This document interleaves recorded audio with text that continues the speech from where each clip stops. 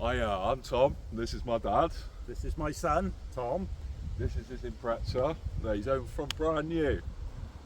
It got into a bit of a mess. Got neglected for a little while. He's off the road for 7 or 8 years. 9, maybe 10 years. We decided to restore it, and yeah, this is what we ended up with. And I'm going to show you exactly how we did it. It's like 10 weeks of work in about 15 minutes.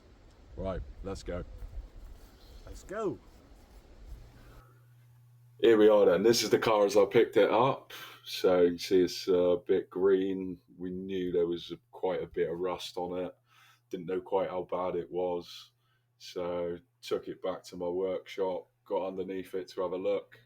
See loads of surface rust on all the parts. And had a look at the chassis to see how bad that was. And yeah, managed to basically remove some metal with my hand, which wasn't ideal. So I knew I had quite a bit of work to do. As yeah, so I'm getting a bit old. I really didn't want to be crawling around on my back doing loads of welding and fabricating and stuff. So basically decided just to tear the whole car down, take all the heavy bits out of it.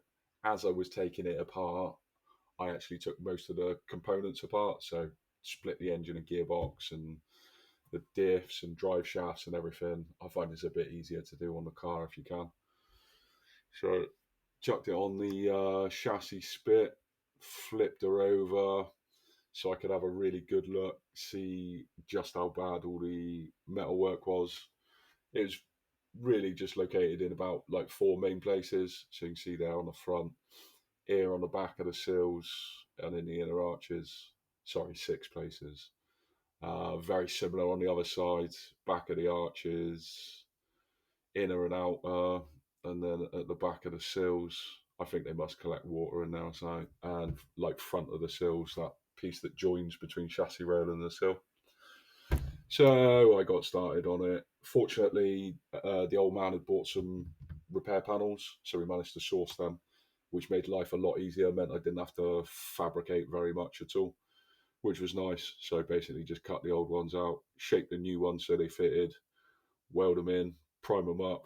Happy days. So I'm doing the rear sill at the moment, and it is the front one.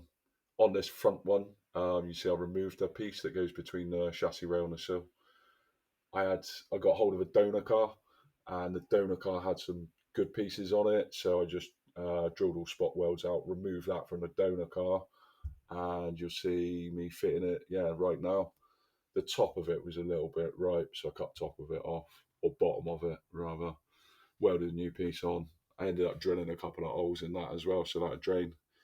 And they're pretty much exactly the same the other side. You see, I've taken one skin off the chassis rail. I wanted to get in there, see how bad it was, and yeah, it wasn't too bad. So I only had to put one skin back over the top of it. You see, I primed it up, and then slapped that panel on from the donor car. That one was good that side, so I didn't have to mess with that one. On the back, you can see the rusty bits I just cut out. Again, sill was already with us, so I just had to cut that to size, weld that one in. Inner arch, well, I ended up fabricating that from a flat piece of metal. Ended up being not too bad. Just get it in there, knock it with a hammer, weld it up. Ended up real nice, actually.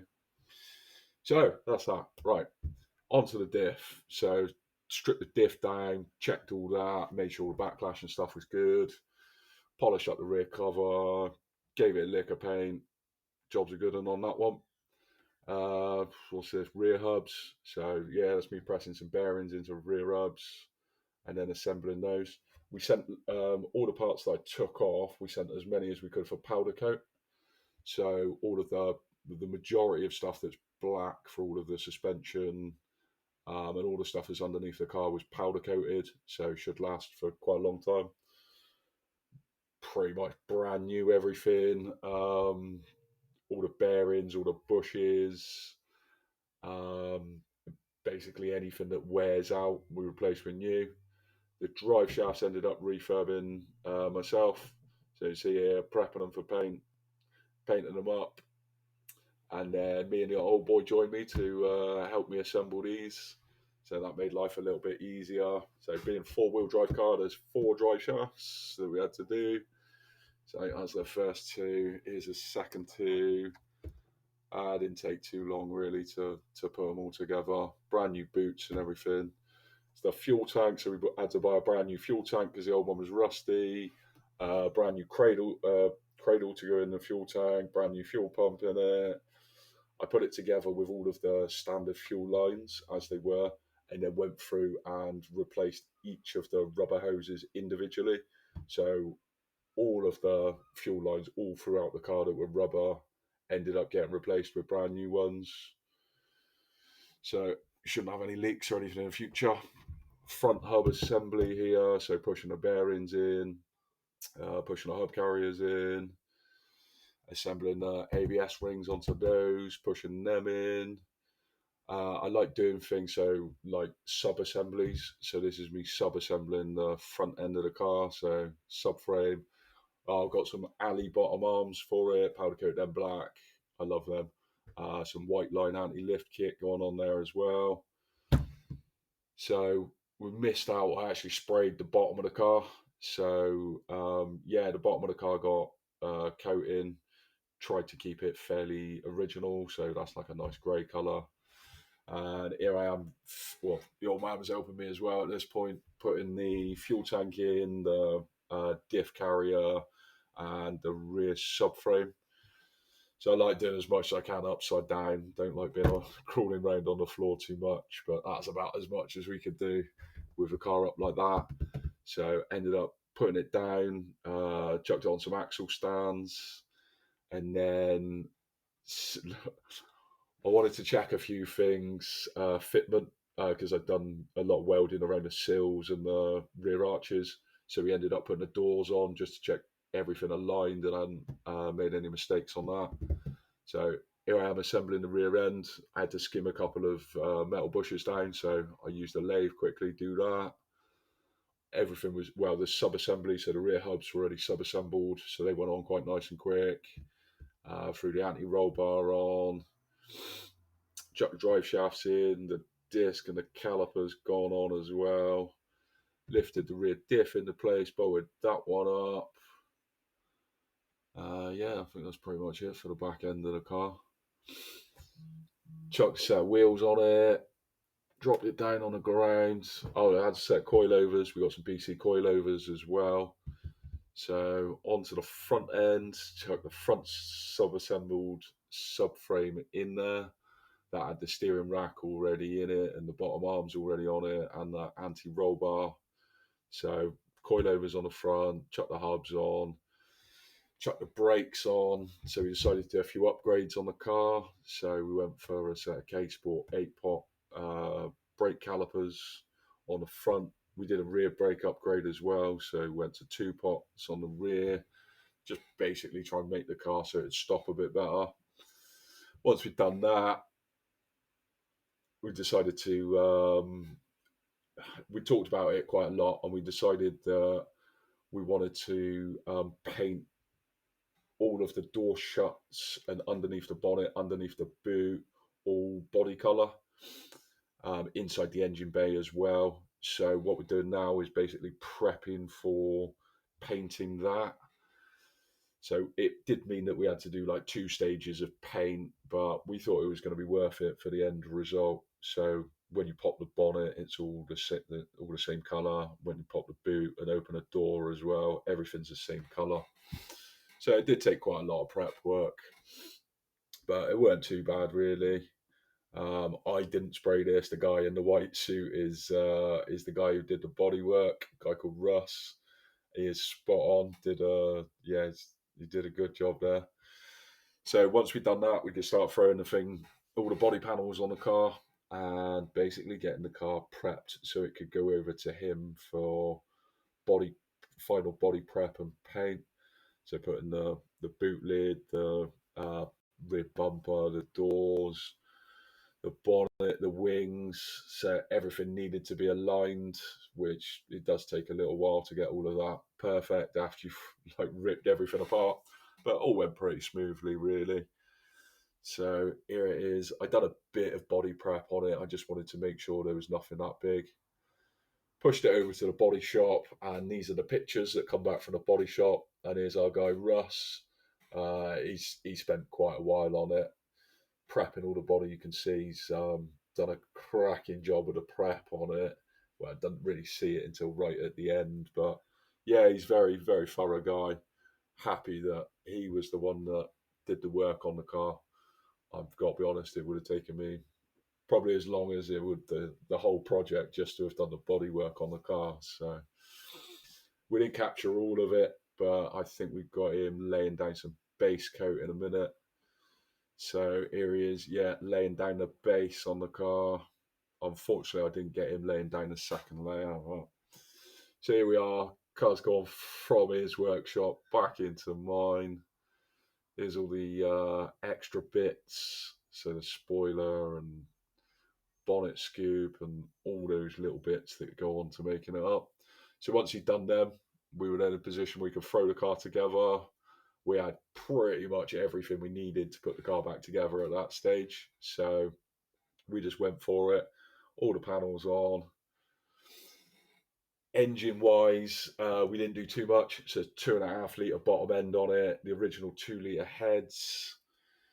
Just basically did all the service items on it. So new water pump going on there, new cam belt. That was about, well, did oil and filter, which you'll see a little bit later.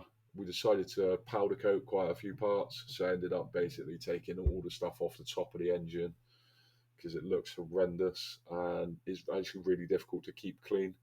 So I removed all of that, sent a lot of that off to powder coat, ended up cleaning up quite a lot of it. Well, ended up cleaning up the actual engine. I did a few little mods while the exhaust manifold was off, so opened up the ports, basically so the exhaust gas could flow a little bit better through it, get a little bit more power that way, which makes it a little bit nicer. So here's the powder coated inlet manifold you can see back. Decided to go for a different sump, so different sump that's got a much narrower bottom on it, so hopefully we won't have any issues picking up oil when the old man's flying it around corners. Yeah, it's quite a nice mod to do, really, if you're building a fast road car. So I'm just reassembling everything here, putting the inlet manifold back together. So they're a bit fiddly to do, but if you take your time, do it in sequence. It's not too bad. There's the old man cleaning the top of the engine. So start putting everything back together on the engine now. Inlet manifold's going on. And then the header tank's just gone on the left. Put the power steering pump on. Sorry, air conditioning pump, I think. There's the brackets that got powder coated on the first one I put on is the power steering pump. Alternator in the middle. Air conditioning pump on the right. Coil going on the top with the leads. So that was that done. I missed a few bits. Didn't turn up in time, so spark plugs going in. Chuck some oil in it. Done the crank pulley as well. So it's got a 6-speed gearbox. It was already on the car, so didn't need to do anything on that. The clutch looked good when we measured it up, so we didn't need another one of those. So basically just, threw it back together. You see I assembled the cradle as well. Time to basically lift the engine back in the car and get that fitted. It's a bit of messing around to do, but it's nothing too bad. 6-speed box wasn't the easiest thing to squeeze in the hole. Took us a little minute to work it through, but we got there in the end.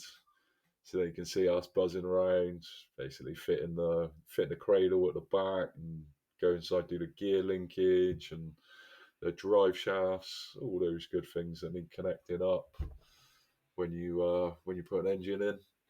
You see in the background there's the wheels. So the wheels we got sent off a powder coat as well. Brand new set of tyres on those.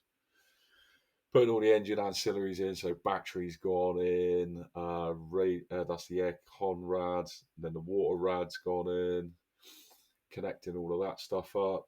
So replaced all of the water hoses with brand new ones. Um, Anything that looked like it needed replacing and wasn't going to last basically got replaced. So intercooler just got a little bit of a spruce up. That one got thrown on. Then we could put the front bumper on with the indicators, headlights, the grille, all the bits and pieces underneath the bonnet. So covers, scoop, under tray. Chucked all the trims on. So those go just above the door. So they're seals. That's pretty much all of it done then. So dropped it down on its wheels, rolled it out. It was a happy moment for me. It's nice to see the car actually back on its wheels and rolling. It did a lot of work. So onto the interior, chuck the door cards in first, then like that center console, gear stick, did the rear seats, chuck the front seats in, and yeah, that wasn't too bad. Now the stickers, the old man managed to source some proper replica stickers. So there's like a RB5 owners club, and through that he found some replica stickers that were like pretty much identical to the standard ones. So this was one thing that was worth taking our time over. So it did take us a couple hours putting these stickers on. Super happy with how they all turned out, and it looks very, very close to original. Stickers going on the fog light covers here, as you see. Again, just took my time doing that, got them on nice. Super happy with how it all went. And it was time to chuck those on, so the old man put they on. So a quick look under the bonnet. As you can probably see, we painted inside, painted the strut brace, well, added this carbon fibre strut brace, colour coded that one, powder coated inlet manifold, and these brackets, adjustable fuel pressure regulator so we can run a bit more fuel. He's got 2.5 litre bottom end on it with the 2 litre heads, works quite nicely. We've done the downpipe as well, so still on the standard turbo. He's got a 6-speed gearbox, which you can just about see down there. So the car now produces 240 horsepower, which is about the same as standard, and about 360 foot-pounds of torque. So it pulls quite nice. Having a look around the car now, it's all done, which is nice. So it's 10 weeks of work, and we did it within a 10 grand budget. Pretty pleased with how it all went. Did some mods on it. It's just like a Restomod car. So just ended up with big brakes, K-Sport 8 pots on the front, Subaru 2 pots on the back. As you can see, the paintwork turned out amazing. The guy did a super job on that. All the gaps line up lovely. Yeah, it turned out real pretty. So she's sitting on a bit of coilovers. She sits a little bit lower. Got a full set of uprated bushes, anti-lift kit, alloy front arms, uprated and adjustable rear arms on it, a thicker rear anti-roll bar, come front strut brace. All that remains then, go for the drive.